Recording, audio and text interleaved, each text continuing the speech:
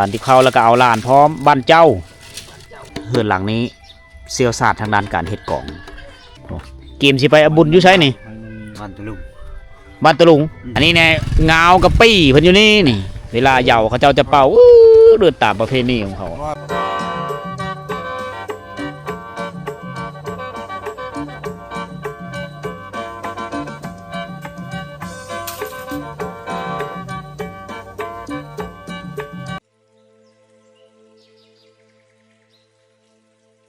สบายดีทุกคน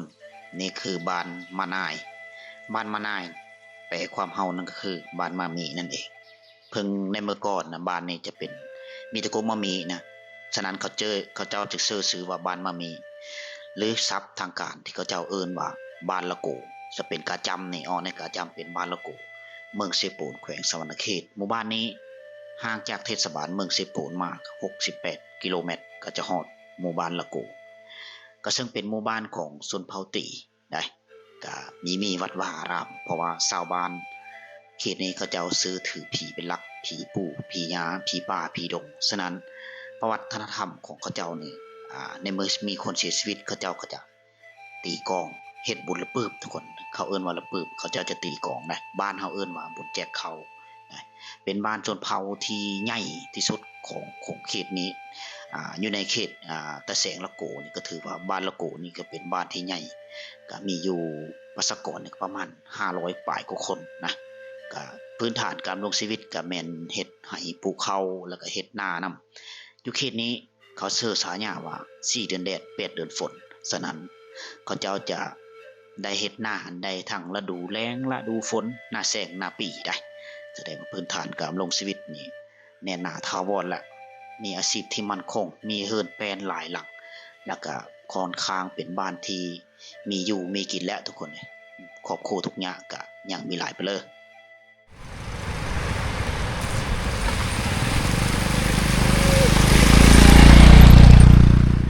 เก็บเครื่องเก็บของสุดดำหน้าเนาะบ่สุดดำหน้าคนไหนโอ้พวกพนัยกูง่ายเลยบ่อ๋อปวดแล้วคือเอามาพัดมาล้างแลนพร้อมยานถ่ายม้วนนั่งม้วน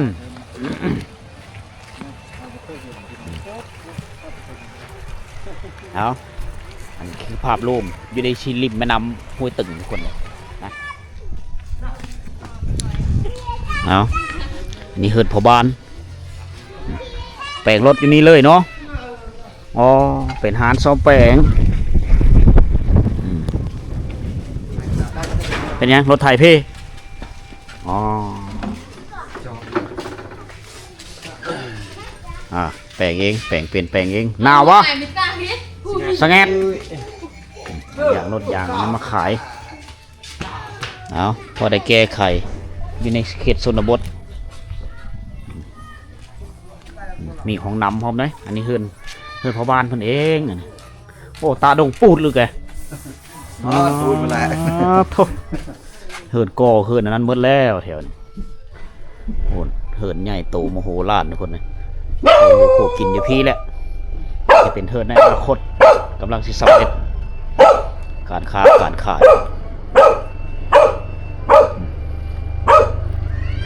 มีรถมีล่างหมดแล้วนี่หุ่นใดพร้อมทางหุ่นใดทางรีบิโลบัดชวน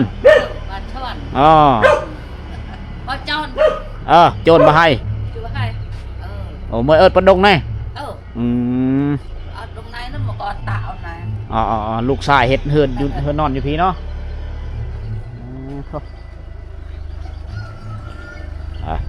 เที่ยวชมวิถีชีวิตในยามเช้า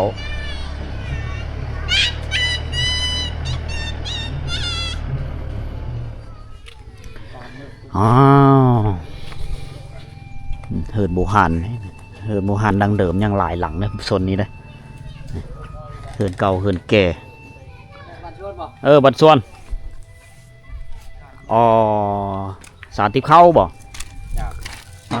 ตัวฝีมือเจ้ายังสารคือเก่าเนาะสารทิพเข้าแล้วก็เอาลานพร้อมบ้านเจ้านี่ลิงลายนี่ทักได้ เจ้าจะเอาไม้พุ่งไม้พางมาไม้พุ่งนะตัวนี้มันจะเหนียวไม้เฮียไม่ซอดผิงไฟน้ำสาดติบเข้าไปน้ำก็เจ้า แต่มาให้เงี้ย แต่บ่ให้สวยๆแล้วชาวบ้านนี่ก็เริ่มเต็มอยู่ทงไห้ทงหน้าเด้อทุกคนเด้อไปได้ฤดูกาลนี่คือฤดูกาลดำหน้าแซงเขาต้องไปแต่ดึกแต่เช้าว้าตัวเฮือนหลังนี่ตั้งแต่คอยมาสอนตั้งแต่ปี2003-2004ปัจจุบันนี่ก็ยังได้พอเป็นเฮือนโคบ่แต่งอยู่โคกินอยู่นี่อันนี้จะเป็นหนังกองที่เขาเกณฑ์สิไปตีกองกินแล้วปึ๊บเฮือนหลังนี้เซียวศาสตร์ทางด้านการเฮ็ดกองตีดังไม่ได้นะทุกคนในอยู่บ้านเนี่ยตีดังนี่จะพิษผีมเหสักลักบ้านตีได้แต่เฉพาะย่ำแล้วปึ๊บเท่านั้นเขาจะเอาหนังโง่มาเฮ็ดหนังโง่หนังฟันโอ้ยังเฮ็ดกองคือเก้าเจ้านี่เนาะเอาอันนี้คือการเอกลักษณ์ของวัฒนธรรมของพี่น้องเผ่าบรูยังเฮ็ดไว้ถ้าว่าเฮาไม่เฮ็ดนี่ก็มันจะสูญหายไปคือแถวผาบางเจียงตูบนี่มีกองจักน้อยเลยตอนนี้ปัจจุบันนี้ได้ปะเลย กำลังเริ่มเฮ็ดบ่เนี่ย ไม้นี้ไม้มาหน้าบ่ อ่า ไม้บางมีแก่นไม้บางมีเข้ามาเฮ็ดนี่เกมสิไปอบุญอยู่ใช้นี่ บ้านตะลุง บ้านตะลุงมื้อใด คืนนี้ไปอายุอ่ะคืน เมื่อคืนนี้ได้ อ่า ไปตียั่วพุ่น อ่า ปิงกลองอยู่พุ่นเลยเนาะมื้อใดบ้านตะลุงนี่ ยัง ยังหึงเนาะแต่เก็บไว้ถ้า นี่ อยู่มีกองอยู่3หน่วยลึกเอา เอาไว้ใช้ในงานประเพณีป่ะ มึงดูเขาเจ้าเอาไม้มาแล้วเขาจ่อเอาโอ้เฮ็ดเป็นโกนฉะนั้นมันจะส่งเสียงดังไปไหลไปไกลได้สมมติชุดตีอยู่บ้านนี่มันจะมีความส่งเสียงไปฮอดประมาณ10 ปลายกว่ากิโลนะบางเธอก็20 ลักอยู่สะเลนเพิ่นจะได้ยินได้ยามกลางคืนมาลมตองโอ้อากาศเยือกเย็นพัดเอาเสียงกองดังไปไกลนี่ปิงกองแหละอันนี้คือกองของเผ่าบรูครับ ไม่ได้ โจรบ่ให้โอ้แต่งตัวงามแต่ไปทั้งเลย ไปไล่องค์เหิบ ป้าจะปู องค์เหิบเปาบู ไป ลูกผู้ใดนี่ลูกเจ้าเองโอ้ใหญ่ปานนี้มากันเนาะผู้หญิงบ่นี่ ยิง โอ้ตัดผมคือผู้ชายเนาะโอ้เหมาะโดนน่ะดอกนี่ หมอยูกี้จนหมวย อ๋อกึกกลอกอันปูดนี่ รักน้ำมันจะปู เบอร์อะไรอันจู น่า น่าจู จูปลาจูบาง แกก็มูตุกี้แกก็รับมันบ่กี้เอาไป ก็ระแวง จูที่บ้านไหน ไปร่วมไหมนี่เนาะ ไป ไป ร่ ร่ ว ว ม มเอ้ยโอเค บรรยากาศยามเช้านะ ยังบ่ทันเลิกแต่ตะไฟเนาะตาโตเนี่ยน่ะตาจ้าบ่นี่ฮะตาจ้าเอ้ยเนาะ มาพิงไผ่อยู่ในแท้นี่ บ่ได้เฮ็ดกินได้นี่เฮ็ดแป้งอยู่โคกินสู้โคโค่ได้นี่อันนี้คือจินตนาการของเด็กน้อยนี่เขาจะเฮ็ดเทินแล้วก็เฮ็ดตู้เฮ็ดเปลือกไข่ขนมเหมือนตาจ้าลึกแกตาจ้าเนาะ เห็น อันเรียนตาจ้า ให้ให้ ปุ๊บละ ไปเลยได้นี่ ไป ดาวบ่ได้เห็นหน้าบ่เนี่ย แถวนี้ ดาวลานเอาลูก เขาเจ้าขยายอาคารสถานที่มาใหม่แล้วผู้ทั้งพูดก็กำลังก่อเฮือนนะสร้างสาพัฒนาเฮือนสร้างบ้านซองไปเรื่อยๆทุกคนก็เป็นหมู่บ้านที่ค่อยเคยอยู่บ้านหลังที่สองบ้านแห่งที่2ของค่อยในเมื่อก่อนนี่ก็เฮือนละเฮือนครอบครัวทุกอย่างก็ยังมีหลายตัวหลายก็มีอยู่มีกินและค่อนข้างชีวิตการเป็นอยู่ค่อนข้างดีขึ้นไปเรื่อยๆมีรถไถหน้านี่โซนหลายก็ได้ละครอบครัวจุ่ม GI น้องก็มีรถไถป่านปักดำเข้าหน้าปีหน้าแทรกเขาเจ้าก็โซนหลายเขาเจ้าวาดเนาะเห็นหน้าวาดแทนโหดการถือคือกันกับเวียดนามเลยบัดชวนโอ้ไปแลอันนี้ไปแลอันโหดขยายเหินไปเบิดแถวนี้บ้านกว้างบ้านขวางมาเลย เขาเจ้าค้าขายง่ายมือขายเครื่องป่าของดงแถวนี้อันนี้จะเป็นกาได้นี่กาเขาเจ้าสิเอาไปดับหน้า แถวนี้อากาศหนาวเวลาดับหน้ามันจะน่าติดฮะไปเยาแล้วนี่เนาะเยาบ้านเลยไปตะลุงโอ้ไปเยาเมื่อกี้เจ้าก็ซ้ำด็อกเตอร์แหละซ้ำด็อกเตอร์แหละซ้ำท่านหมอกันได้เจ้าก็ไปลูกหลานมาเอาแล้วก็ไปเยาอันนี้เนี่ยเงากับปี้เพิ่นอยู่นี่เวลาเยาเขาเจ้าจะเป่าเดือดตามประเพณีของเขา ไปตลอด ไปตลอดเนาะเอา เจ้าบ่ได้เป่าแค้นเลย บ่มีเป่าปี้เด้ปี้เพิ่น บ่แม่นเป่าแค้นนะ เป่าปี้ได้ ลำอันนี้บ่ได้ลำ แม่นเหยา คันว่าผู้ไทยเยาเลยเขาเจ้าจะเป่าแค้นเผ่าบรูเยานี่เขาเจ้าเป่าปี้ดนตรีพื้นเมืองทั้งนั้นน่ะ เอาไปเหยา พื้นเมือง พุ่นเวียดนาม ไปเวียดนามการแต่งตัวแบบเบลเวทเลยเด้อ เชื่อก็ต้องเชื่อเรียก เชื่อทหารเวทไปยังใส่น้ำอันนี้บ่ใส่น้ำปลานี่เออเศร้าใส่แล้วก็อาดไว้เสียเงินได้นำนี่เนาะปึดปลาเอ้ยนี่ เปิดประ อ๋อเจ้าก็เท่าหลายแล้วเนาะบ่มีเส้นผมดำแล้วผมขาวไปเลยนี่เนี่ยเท่าเพิ่นมาเราเป็นคนมาจากเวียดนามได้มาเอาโพอยู่พี่ก็หลายฟ้าหลายปีแล้วไม่ลงในไหมระบบนำใสเขาเจ้านี่ไหลระบบนำยอดไหลตอกบัดชวนไปละช่วยไปละอันแต่บ่ให้ไปละอันเนี่ยปอพูนเนี่ยคือไปฉีดยาฆ่าหญ้าและช่วยอ๋อไปบ่ให้เนี่ย แต่บ่ให้สร้างหมางหรือสร้างแปลงนี่สร้างหมางบ่โอ้แรกก็เลยตึกนี่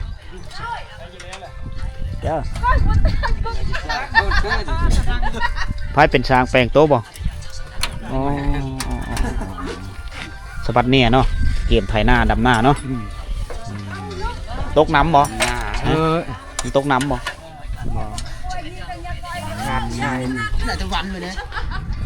สายพานคาดสายพานพัดลมบ่โอ้ไอ้เกียมลงไห้ลงหน้าเกมลิ้นขี้ตม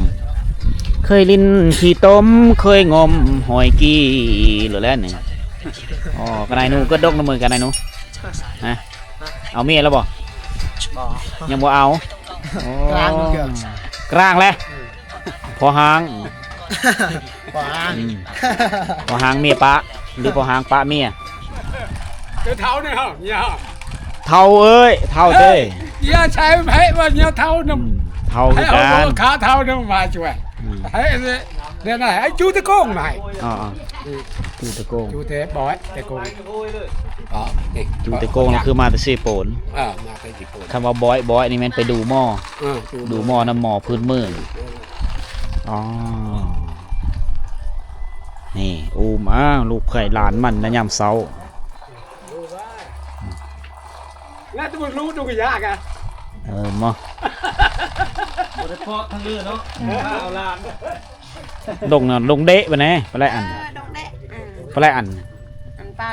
ตรงปลาไก่เนี่ยได้อ้าม อ๋อไปไถหน้า ไปเฮ็ดนา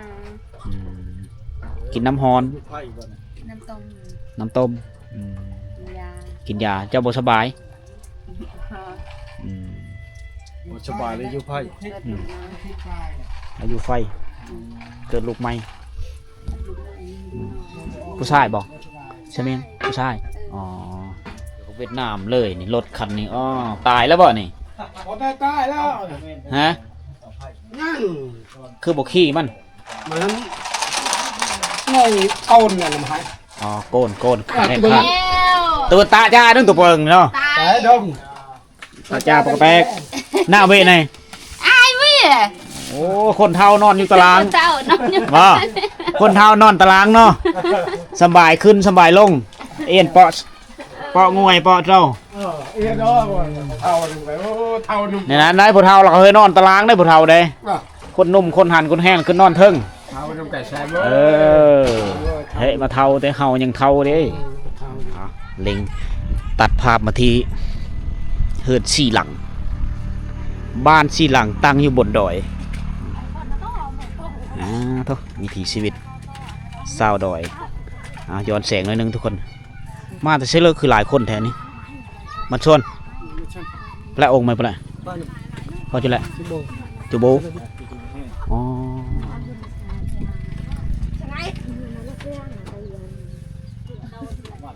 มาแต่เชื่อเลิกนี่มาไหมบ่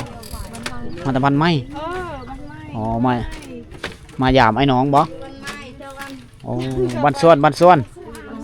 ผู้สาวบ้านไหมบ่จะโค่นผู้สาวนี่แม่เฮือนเบิดเนาะได้ลูกได้เตาหนาวเนาะจะบ่เห็นหัวหน้าหัวตาบ่ได้เห็นหน้าตาเลยจ้าแร่โจนเอาเกยๆนี่จะมีกัวแล้วคือมี่ที่ดงนาวลำสิดงให้นี่ดงห้าพุหลังนั้นเด้หลังนั้นเด้ดงเนื้อพี่เนาะไอ้น้องกันแล้วมาตั้งปุกเฮือนเล่นกันที่นี่เลยพี่น้องมาแต่บ้านไม่มาหยามขี้ดื้อขนาดตอนนะเฮ็ดน้ำคอยในมอนี่สุดยอดเลยเรื่องขี้ดื้อนี่ตอนนี้มาเป็นพ่อลูกพ่อเมียแล้วแต่เราเป็นไอ้กกนี่จะเบิ่งแย่งดูแลครอบครัวน้องคนอยู่นี่แหละ3-4ไอ้น้องมาตั้งเฮือนเล่นกันอยู่นี่อันนี้คือบ้าน4หลังขึ้นกับบ้านมานายบ้านละโกเขานี่แหละอัดประตูเลยกึบเด็กหนาวป่ะสงแงดป่ะจะโดยแล้วป่ะอ๋อไปแหละนายพ่อพัว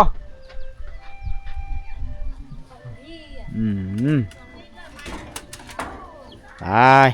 เฮือนกับปุกอยู่พอได้อยู่เป็นเฮือนฝาไม่ตอกเคาะไม่ลืมเฮือนโบราณดังเดิม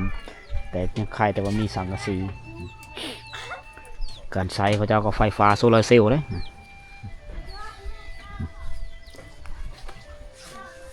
มีภูมิสถานที่งามนะภูที่ทุกเจ้าเห็นนี่ก็คือทิศตะวันออกติดจอดกับภูกระล็อกซึ่งเป็นเขตแดนเวียดนามแหละมีหลักหมายอยู่เทิงภูหมดแหละมือเลือน้ำเมาะเมฆเมาะปกคลุมหน่วยภูในนี้หมู่บ้านก็จะเป็นมืดคึ้มเลยจะมีฝนฝอยนะจะมีภูแล้วในเมื่อก่อนเนี่ยจะเป็นภูโคโลนเบิดแถวนี้ตอนนี้ก็ป่าไม้กำลังป่งขึ้นมาแหละลายที่สุดคือโซนกาแฟแหละทางทิศตะวันตกมันจะเป็นโซนกาแฟทั้งนั้นเลยอันนี้คือภาพบรรยากาศยามเช้าๆอยู่ที่บ้านมะนายเมืองเซโปนแขวงสวรรณเขตหรือเฮาเอิ้นว่าบ้านละโกนั่นแหละนะซึ่งห่างจากเทศบาลเมืองก็68 กิโลเมตรหอดบ้านนี่เลย68หลักนะ60หลักปลายๆก็เป็นหมู่บ้านของชาวเผ่าบรูวิถีชีวิตยังเป็นดังเดิมมีไฟฟ้าใช้มีสัญญาณอินเทอร์เน็ตครบอยู่นี่คอยมาดำรงชีวิตอยู่นี่ตั้งแต่ท้ายปี 2003 จนมาฮอดปี 2019คอยก็เลยยกย้ายเข้าไปประจำการอยู่ห้องการศึกษาธิการและกีฬาเมืองเซโปนก็2 ปีอยู่หั่นก็เลยเป็นบ้านเก่าบ้านแก่บ้านดังเดิมบ้านแห่งที่2ของพออยู่นี่แล้วมาเป็นพอมาเป็นในครูอยู่นี่นะก็10ไล่ระยะแล้วก็เป็นเวลา13 ปีที่คอยมาเห็นหูมันดำรงชีวิตนี้ฉะนั้นบรรดาญาติพี่น้องประชาชนแต่หลังคาเฮือนจะฮู้จักดีจะคุ้นเคยกับค่อยเองนะเป็นบอนที่คอยฝึกเว้าภาษาเวียดนามแล้วก็ภาษาเผ่าบรูอยู่นี่แหละจุดต้นกำเนิดของภาษาตรีที่คอยเว้าแต่ละหมู่บ้านแต่ละคลิปนะเอาเรื่องเราวันนี้ขอโจอยู่ที่นี่ก่อนวิดีโอต่อไปค่อยสิไปเที่ยวเบิ่งหมู่บ้านนี้บ้านเดียวกันเลยแต่ห่างจากนี้ไปก็ประมาณ1 ลักนะซึ่งตั้งอยู่ฟ้าห้วยเบิ่งนั้นเอาพบกันใหม่ใน EP ต่อไปเด้อ